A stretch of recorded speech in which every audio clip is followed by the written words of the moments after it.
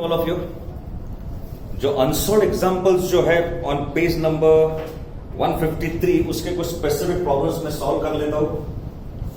I am going to deal with this problem number 9 that किस प्रकार से है देख लीजिए आप. An engine of mass 60 tons and ये रहेगा 60,000 kgs. ये दिया गया है. उसकी वेलोसिटी दी गई है equal to 72 kilometres per hour. तो 72 किलोमीटर्स पर आवर का मतलब होगा 3 जीरोस मैंने जोड़ दिया, किलोमीटर्स को कन्वर्ट कर दिया मैंने मीटर्स में, आवर्स को कन्वर्ट करूंगा सेकंड्स में, सो दैट इज 3600. ये कैंसल हो जाएगा और यहां पर आपको मिलेगा 20. So the velocity is equal to 20 metre per second. What force will stop it within a distance of 100 meters? What force will stop it? ये पूछा गया है. और ये भी पूछा गया है कि what force will stop it in 20 seconds? ये दो बातें दी गई. तो पहला प्रॉब्लम देखे बराबर आपको स्ट्राइक हो जानी चाहिए कि in this distance you want to stop it. तो जो फॉर्मूला वेलोसिटी और डिस्टेंस को जो कनेक्ट करता है v square is u square 2 times as. Final velocity मुझे 0 करनी है. इनिशियल वेलोसिटी मेरी 20 है. इसको मैं इनिशियल वेलोसिटी करके मार्क कर लेता हूं u प्लस 2a इंटू 100. उसको 100 मीटर्स पर रोकना है आपको. So this will be equal to 2a into 100 is equal to -400. तो मुझे मिलेगा a is equal to -400 upon 200. तो माइनस साइन का मीनिंग होता है इट इज डी एक्सीलरेशन. तो ये मिल गया आपको इतना एक्सीलरेशन डी एक्सीलरेशन चाहिए. So the force that is required कितना रहेगा? The force that is required will be equal to F is equal to m into A. आपका m कितना है? It is equal to 60,000 kgs multiplied by 2. तो ये आपका आएगा it is equal to 12. 4 zero जुड़ गए यहां पर. So that should be the answer. Answer आपको दिया गया है equal to 12 into 10 to the power 4. ठीक है, that is the answer. 12 into 10 to the power 4 newtons. This is what you got. आगे बढ़ते हुए what force is required if you want to stop it in 20 seconds. 20 seconds में आप उसको रोकना चाहते हैं तो फॉर्मूला को से यूज करेंगे v is equal to u plus 80. Final velocity 0 कर दिया. तो what should be the a वो निकालना पड़ेगा. a सबसे पहले निकाल लेता हूं मैं. Final velocity 0, initial velocity is 20 plus a कितने वक्त में रोकना है? उसको रोकना है आपको 20 सेकेंड्स में. तो मुझे मिलेगा 20a is equal to -20. तो a is equal to 1 metre per second square. ये बन गया उसका D acceleration. It's very clear. आपको उसको 100 मीटर में रोकना था तो मैंने ये इक्वेशन यूज करके एक्सीलरेशन निकाल लिया, डी एक्सीलरेशन निकाल लिया. तो ये मुझे मिल गया फोर्स. आप उसको रोकना चाहते हैं 20 सेकेंड्स में तो the acceleration should be equal to -1 metre per second square. तो फोर्स कितना लगेगा? This force is equal to m into a. So force will be equal to 60,000 multiplied by 1. तो आपका आंसर आएगा 6 into 10 to the power 4 newtons. This is required. मेरे ख्याल से the point is very clear. अगर आप उसको 100 मीटर्स में रोकना चाहते हैं तो फोर्स कितना लगेगा? 12 into 10 to the power 4 20 second में रोकना चाहते हैं तो force that is needed is 4 into 10 to the power 4. It is 6 into 10 to the power 4. Well,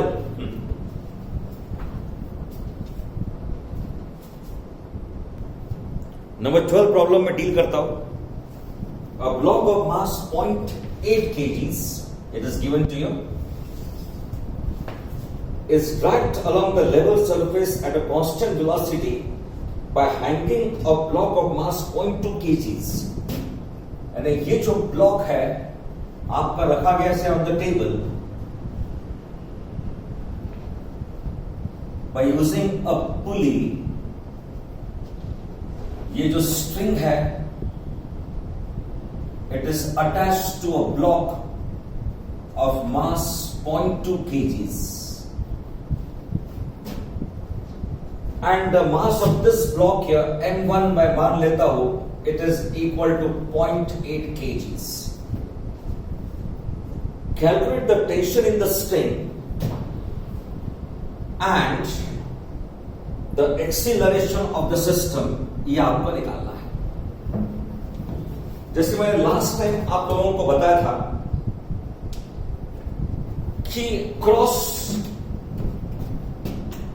रोप के बीच में डाल देंगे आप, ये एक फोर्स हो गया, ये दूसरा फोर्स है. That's it.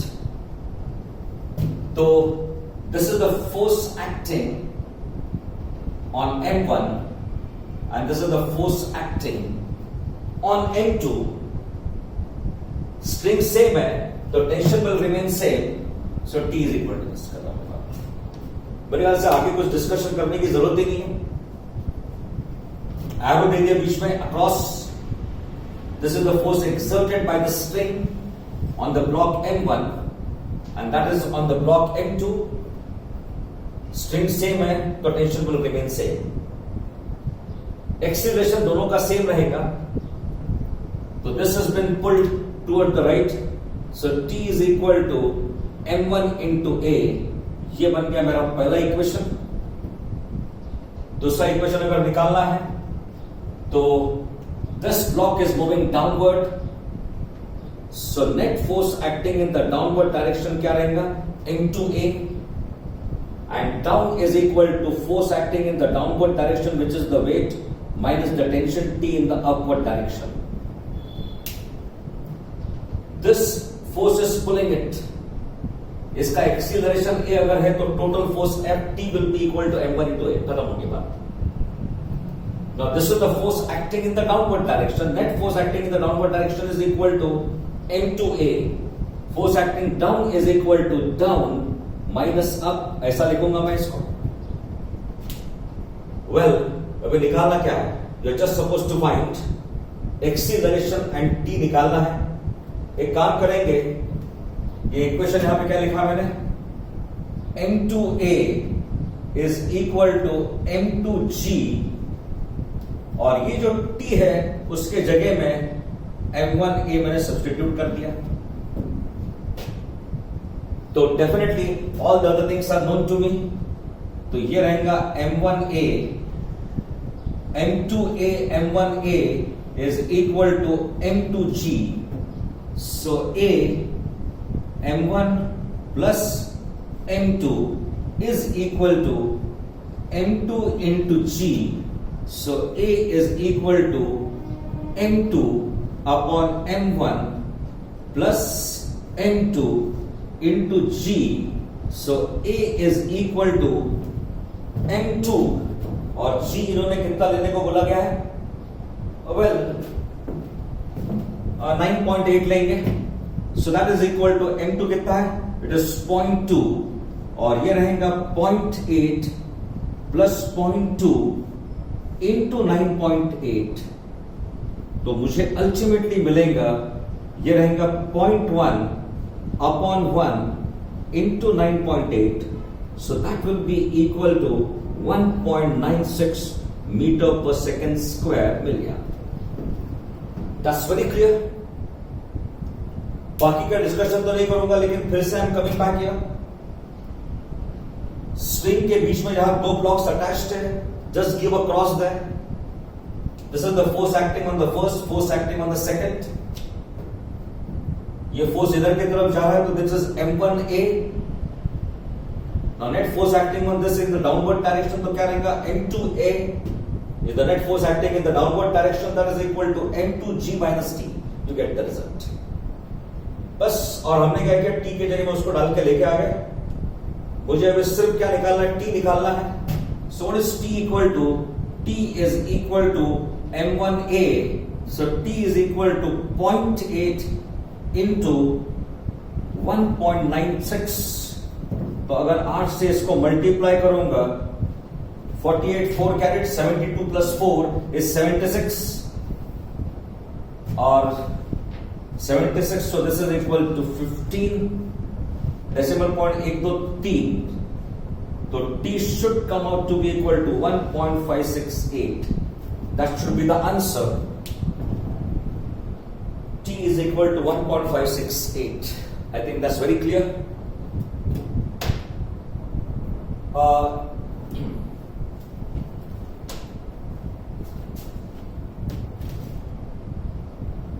13th, a uniform rod balances about 0.2 meters from one end when the weight of 0.18 kg is suspended from that end. Rod जो भी है, the length is not given to you here. This is the rod. It is balanced at a distance of 2 meters. Balanced at a distance of 2 meters, and यहां पर उसको आपने pivot दिया है. It is balanced. जब आपने यहां पर वेट अटैच किया है, 0.18 kg आपने अटैच किया है.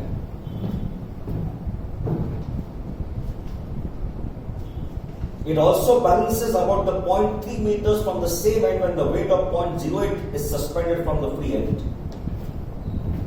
सेकेंड डायग्राम में बनाता हूं. ये डिस्टेंस 2 मीटर तक वो बैलेंस्ड है. उसके बाद 3 मीटर पे बैलेंस हो गया. ये डिस्टेंस है 3 मीटर, और वेट जो आपने यहां पर अटैच किया है, इट इज 0.08 kgs. ये दिया है. What is the length of the rod? ये पूछा गया है. Find the length and the weight of the rod. And the weight of the rod आपको निकालना से मास निकालना है. That's it. I think the point is very clear कि जब इसको यहां पे बैलेंस करने में, तो इज बैलेंस्ड. ऐसे उसको होल्ड अगर किया तो it is balanced at this particular point.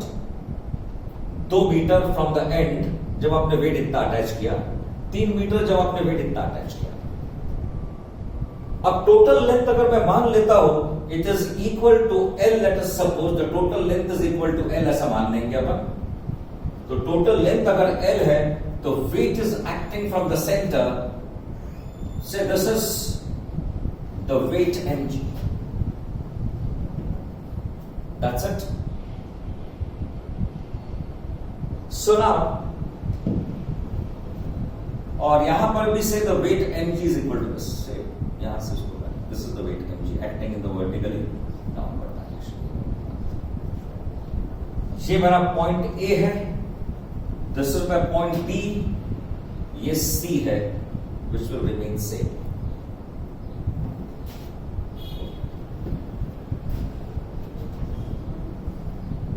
Since it is balanced,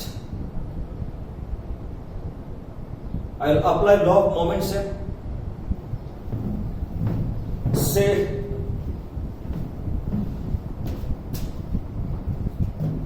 this point is C dash, let us suppose, और यहां पर ये पॉइंट है. से I'll take this as D, और इस पॉइंट को मैं लेता हूं as E. Now taking moments about D.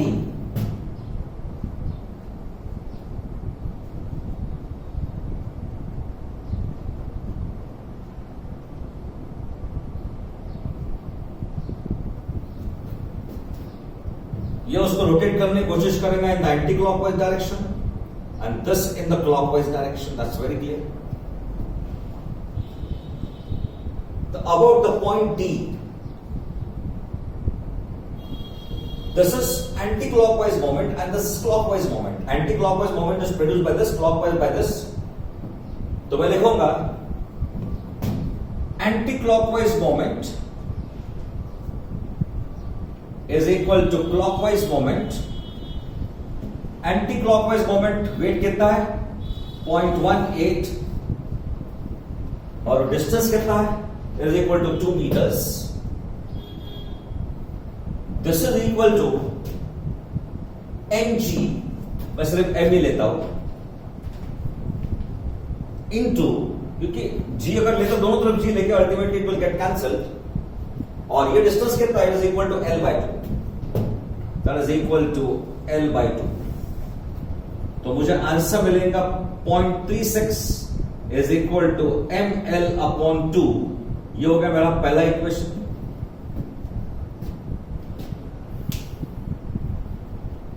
Now taking moments about t,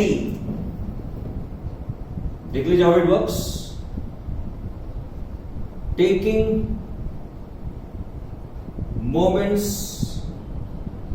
about e रहेगा. ये कैसे रोटेट कर रहा है इसको? एंटी क्लॉकवाइज और ये है क्लॉकवाइज. तो कितना आएगा? ये डिस्टेंस कितना? 3 मीटर है. तो मैं लिखूंगा 0.08 इंटू 3 और ये वेट कितना? It is equal to mg. में mg नहीं लिखते, सिर्फ m लिखूंगा. Distance is again what? l by 2.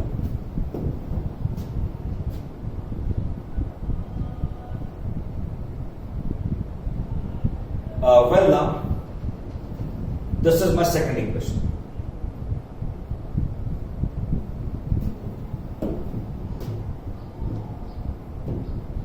मुझे m और l की जरूरत है in fact. So what is to be done? यह आएगा आपका कितना? 0.24 is equal to m into l upon 2. इसको मैं मार्क कर लेता हूं द सेकेंड इक्वेशन. सो यहां से मैं लेके आ जाऊंगा वैल्यू एल की, लेके आता हूं मैं फ्रॉम इक्वेशन 1. एल कितना रहेगा? 0.36 इंटू 2 अपॉन एल. इसको यहां सब्स्टिट्यूट करता हूं. 0.24 इंटू एल की वैल्यू सब्स्टिट्यूट करना है.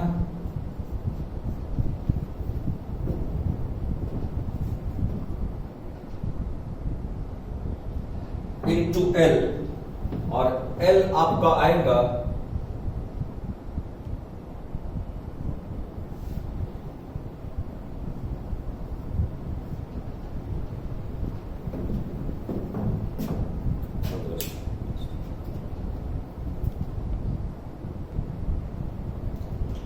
पहले के पार्ट में गलती ऐसी हो गई थी कि ये डिस्टेंस इनफैक्ट कितना रहेगा? l by 2 minus 2 रहेगा, क्योंकि इस डिस्टेंस में हमारा इंटरेस्ट है ना. इस डिस्टेंस में हमारा इंटरेस्ट है, तो that distance here will be equal to l by 2 minus 3. ये टोटल डिस्टेंस देख लो. ये टोटल डिस्टेंस कितना है? l by 2 है. That is L by 2. So L by 2 minus 3 से आपको ये डिस्टेंस मिल जाएगा. So that what is done here. तो पहले इसमें कितना रहेगा? L by 2 minus 2. सेकेंड इसमें L by 2 minus 3 रहेगा. बाद में इसमें एलसीएम निकाल लिया हमने, तो यहां पर कितना मिला? L minus 4 और यहां पर L minus 6. और एक काम करेंगे, I'll divide equation 1 by equation 2. I'll just divide this.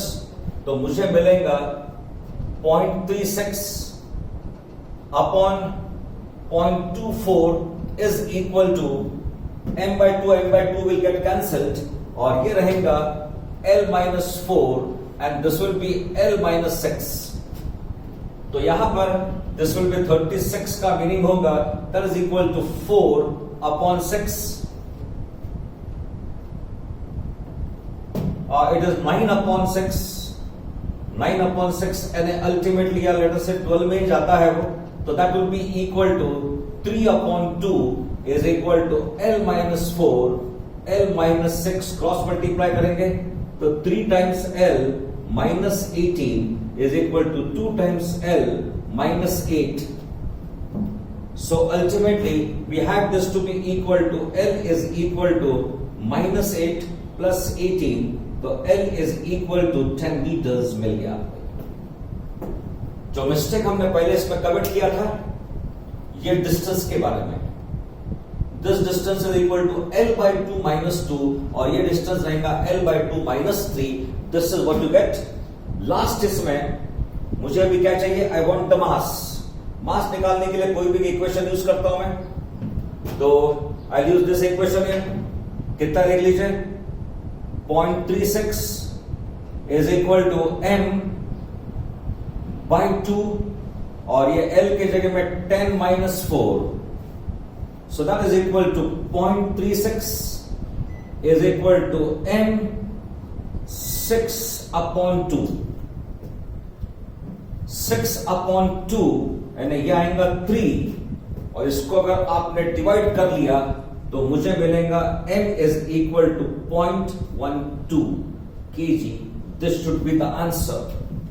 Let's see what the answer is given to you. It is 0.12.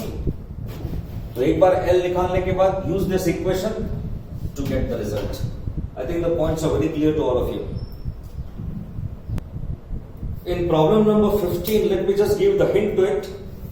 A man weighs 70 kgs. He is standing on the weighing machine in a lift, which is moving upward with a uniform speed of 10 meters per second, downward with uniform acceleration of 5 meters per second square, upward with an acceleration of 5 meters per second square. What is the reading on the scale in each case? Well, number 15 में uniform velocity, this if it is uniform जो दिया हुआ है तो acceleration is equal to 0 and the weight given by this weighing machine is m g plus a. पहले case में आपका a 0 है, so the weight given is equal to m into g, which is 70 into 9.8. तो 9.8 को 7 से multiply करता हूं तो यह आएगा 72 7 carat and that is equal to 63 plus 7, that is 70. Decimal point आपका यहां पर आएगा in fact, but this is was 72, it is not 72, it is 56 in fact, and that is 63 plus 5 is equal to 68. तो 70 से मल्टीप्लाई कर रहे तो 686, तो आपका R रहेगा 668 न्यूटन्स. ये मिल गया आपका R. That's very clear.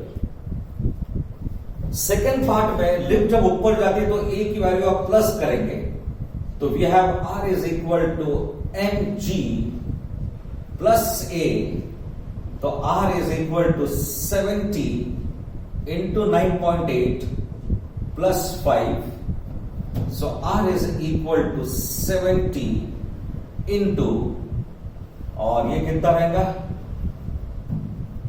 it is equal to 14.8. इसको मैं 7 से मल्टीप्लाई करता हूं तो मुझे मिलेगा 56 5 carat, 28 plus 5 is equal to 32 3 carat. इतना आएगा ये एक. This should be the answer. तो when the lift is moving up reading कितना बताएगा? 1026 न्यूटन को बताएगा।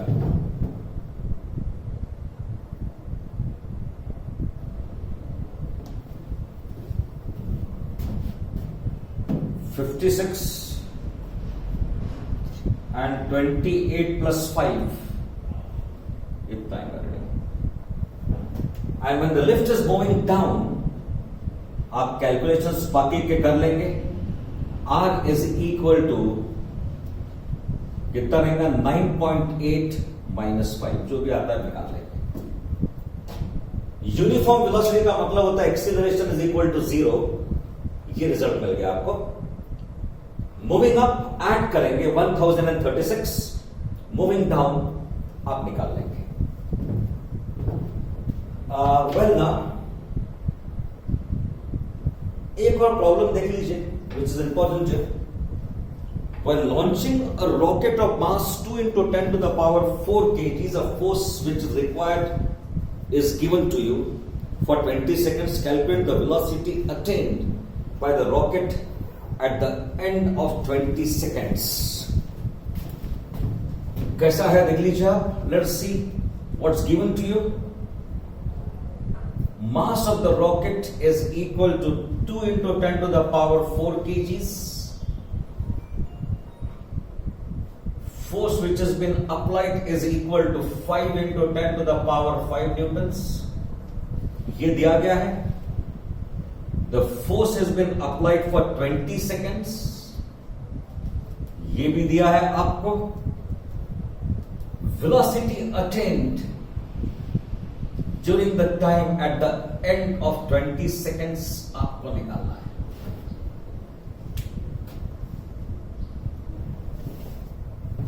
So it's very simple. Force दिया है, मास दिया है, तो एक्सेलरेशन निकाल सकते हैं आप। F is equal to m into a, तो acceleration is equal to F upon a। F at 2 into 10 to the power 4. It is 5 into 10 to the power 4, that is the force. 5 into 10 to the power 5. Mass is 2 into 10 to the power 4. तो ये रहेगा आपका 50 upon 2. तो acceleration is equal to 25 metre per second square बन गई बात। Mass is given, force is given, तो acceleration आपने निकाल दिया। उसके बाद में to get the final velocity v is equal to u plus 80।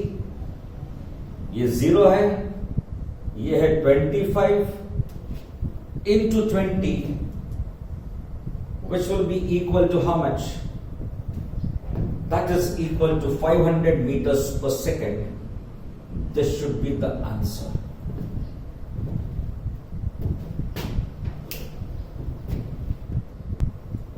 Number 34 में डील कर रहा हूं। A bullet of mass 25 grams was moving at a rate of 500 meters per second. After passing through a solid substance, it continued to move at a rate of 100 meters per second. How much work the bullet has to do in passing through the substance? Mass of the bullet and velocity is given to you. Mass of the bullet आपको दिया गया है to be equal to 25 grams. उसकी velocity है equal to 500 metres per second. अब इसको हम initial velocity करके मार्क कर लेते हैं, दैट इज बेटर। इसी के साथ में after passing to the solid it continued to move at the rate of 100। Passing through the substance, उसकी velocity कम हो गई, it has become equal to 100. आपको पूछा गया how much work the bullet had to do in passing through the substance. अब कैसा है कि वर्क डन बोलने से हमारे दिमाग में वही आता है कि work done is equal to force into displacement. लेकिन और एक फॉर्मूला मैंने आपको बताया था, work done is force into displacement and work done is also equal to change in kinetic energy.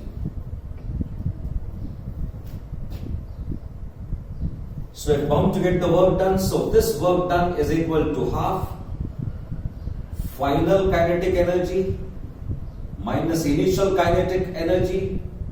So work done is equal to half m v square minus u square. Yeah, definitely minus sign तो आने वाली है. तो I'll say that work done is equal to loss of kinetic energy because जो भी काम आप करेंगे it will result in the loss. तो loss अगर मैं कंसिडर करूंगा तो that will be equal to half m u square minus v square. दोनों बात एक ही है. This is what इनफैक्ट मुझे लॉस ऑफ काइनेटिक एनर्जी निकालना था. In fact the reason is velocity उसकी कम हो रही है, तो we need to calculate the loss. So this is what gain is. ये माइनस में आएगा. Gain is equal to minus sign अगर आती है तो ultimately it is equal to loss. It's one and the same thing. So this is loss of kinetic energy. Loss of kinetic energy मैं ऐसा लिखूंगा, work is done. Work is done at the cost of kinetic energy. Work is done at the cost of kinetic energy. So work is done. So work done is equal to loss of kinetic energy. We should put it this way. दोनों बात एक ही है. So this is equal to half. Mass will be equal to point. एक काम करते हैं, मैं लिखूंगा इसको 25 grams. Grams में kgs में convert करेंगे तो 10 to the power minus 3. U square पहला कितना था? It is equal to 500 the whole square minus 100 the whole square. तो यहां पर this will be equal to 12.5 into 10 to the power minus 3. यहां से बाहर कितना निकालूंगा मैं? 10 टू द पावर 2 है. I just take this step here. 5 into 10 to the power 2 the whole square and this is 10 to the power 2 the whole square. मैं बाहर कितना निकालूंगा अभी? This will be equal to 12.5 into 10 to the power minus 3 into 10 to the power 4 बाहर निकाल रहा हूं मैं. And this is 5 square and this is 1 square. So ultimately I have this to be equal to how much? 12.5 into 10, 25 minus 1, that is equal to 24. So well, answer कितना आ रहा है इसमें? It is equal to 3000 joules. Let's see if this comes up to be equal to, ये कितना है? 125 into 24. This will be 0, 10 1 carat, 5 2, 22 carat, 10 1 carat, 5. So this is equal to 0 0 0. तो आपका आंसर आता है equal to 3000 joules. This is the answer. So work is done at the cost of kinetic energy. Do remember this, and that is equal to 3000. इसमें देख लीजिए what is given that diagram में ये दो strings है और this is the third string.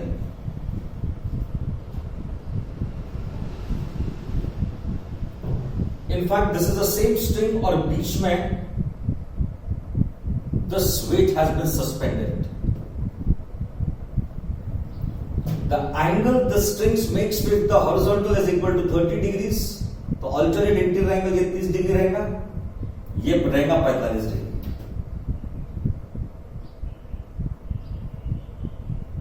We in fact want to find the tension along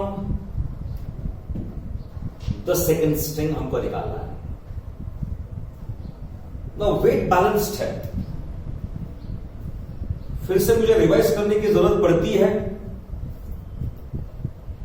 If this is the force vector A, ये अगर एंगल थीटा अगर है, मैंने कर लिया था इसको. ये कंपोनेंट कितना रहेगा? A cos थीटा और ये कंपोनेंट है A sin थीटा. काफी बड़ा डिस्कशन हो चुका है.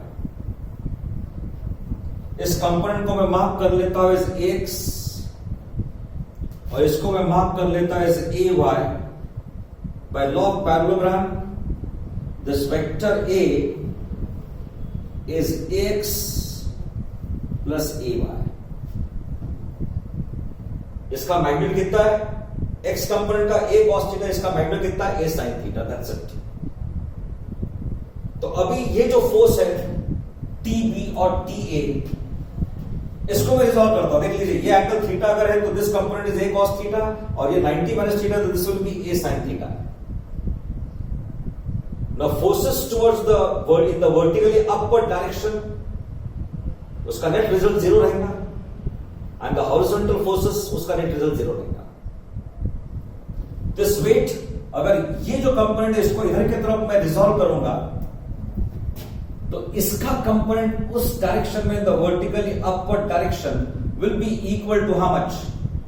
It will be equal to sine of 45 plus इसका कंपोनेंट इस डायरेक्शन में कितना रहेगा? That will be T A sine of 30 degrees, और ये दोनों कंपोनेंट्स ने बैलेंस किया है तो वेट इक्वल टू 200।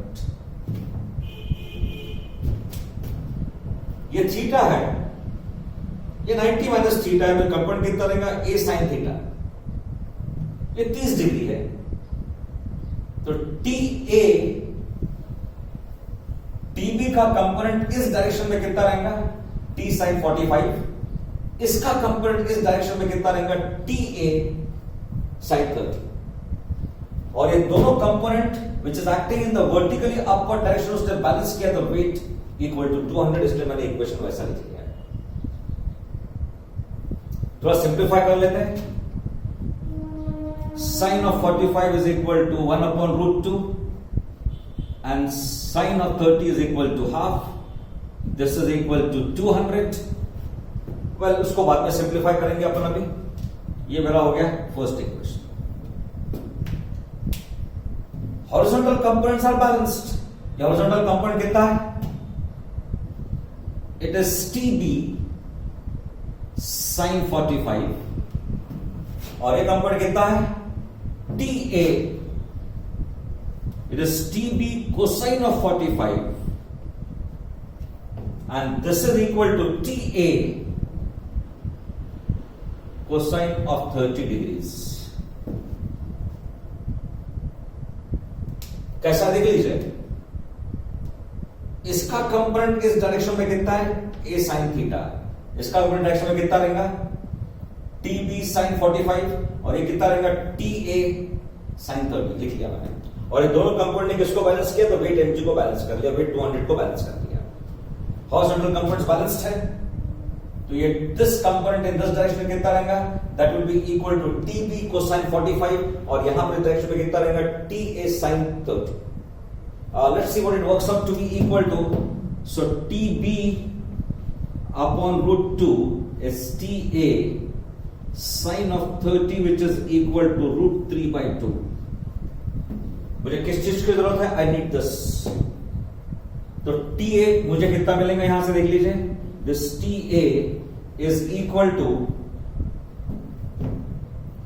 TB और ये कितना रहेगा? 2 root 2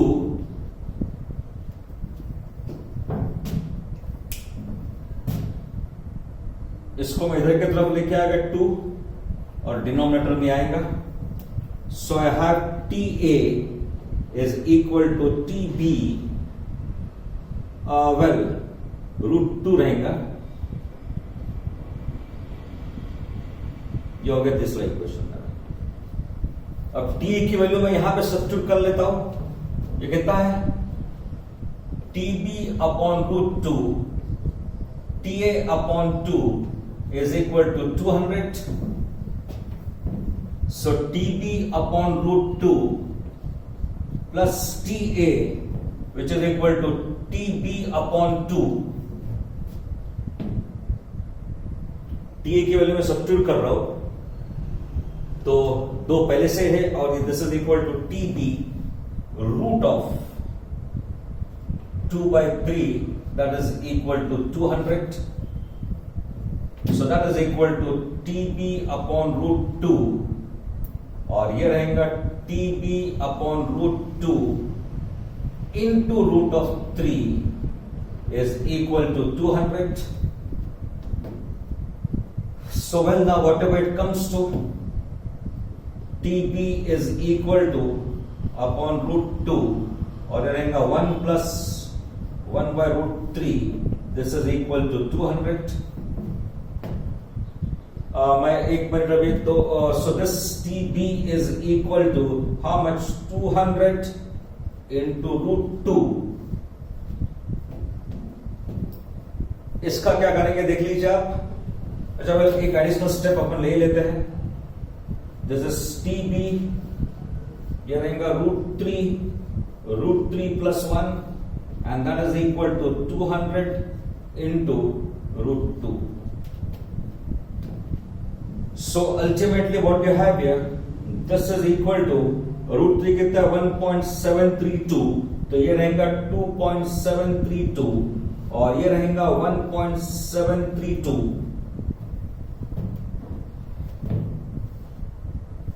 That is equal to 200 into root 2.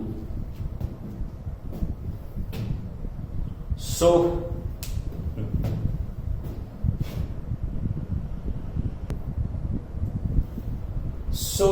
यहां देख लीजिए आप, force is acting along the string A in this direction. यहां पर इस डायरेक्शन में है, दोनों के रिजल्टेंट ने इसको बैलेंस कर लिया. इनफैक्ट तो हमारा तरीका कैसा था to find the resultant?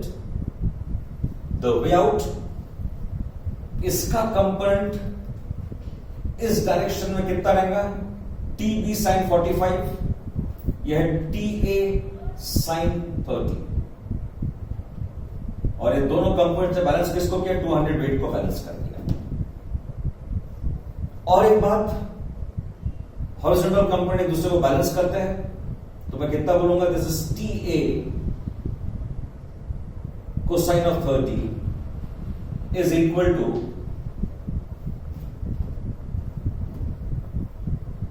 this TA cosine of 30 is equal to TB into cosine of 45. So TB cosine of 45 ये हो गया अपना, and TA cosine of 30. तो दिस इज द रिजल्ट. मैंने यहां से TA की वैल्यू यहां पे सब्स्टिट्यूट कर लिया. जिस प्रकार से सिंप्लीफिकेशन किया देख लीजिए, आंसर आपको 179.28 मिला. आंसर वहां पे दिया 179. That's very clear. तो बाकी के प्रॉब्लम्स आप डेफिनेटली सॉल्व कर लेंगे, जो मैंने पहले मार्क करके दिया था. प्रॉब्लम जो आपको सॉल्व करना है, जो थ्योरेटिकल क्वेश्चन हमने बता दिया है, जो डील कर लिया है, इट इज स्टिल नंबर 65. तो कल कुछ डिफिकल्टीज अगर रहेंगी तो आप व्हाट्सएप ग्रुप में डाल देंगे the difficulties. I'll deal with those. और बाद में एक नया टॉपिक अभी डील करना है. Last 2 topics which are remaining now. It is centre of mass and centre of gravity, उसको मुझे डील करना है.